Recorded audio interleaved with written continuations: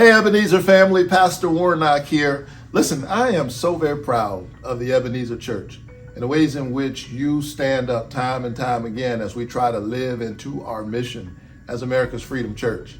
And recently I introduced a conversation in the context of a sermon about building an anti-ableist community. That is a church community that is not only accessible to people who have special needs or need accessibility accommodations, but building a community that embraces the gifts and the graces of all of the children of God.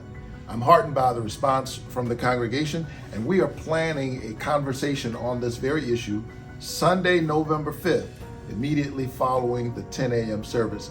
Watch this clip from the sermon and then join us on Sunday, November 5th.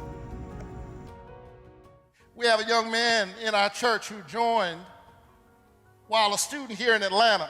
He is the Reverend Kyle Stevenson, one of the brightest, sharpest young theological minds I know. Talk about a child, in the words of the spirituals, who do love Jesus. Here is one. We ordained him to ministry, remember, right here at the Ebenezer Baptist Church. Well, Kyle has cerebral palsy, but nothing stops him. When he finished seminary, we ordained him. Now the brother's living in New York City working on a PhD at Fordham University.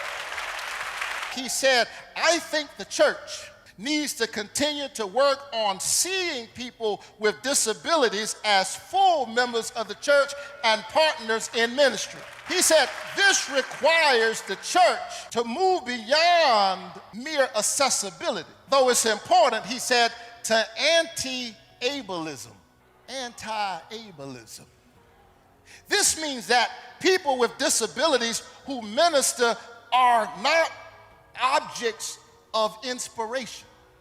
We've got to let go of our limited view of normal, our view of normal, and recognize the image of God in all of the various ways it shows up and create a theology of interdependence.